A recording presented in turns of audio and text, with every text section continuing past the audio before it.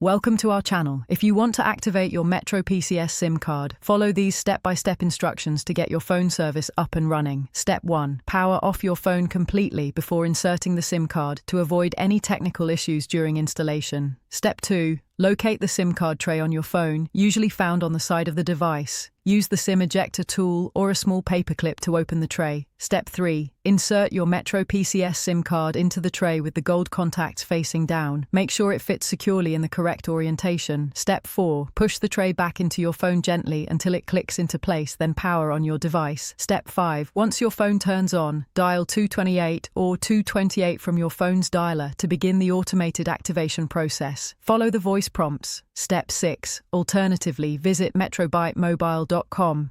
Activate on a computer or another device.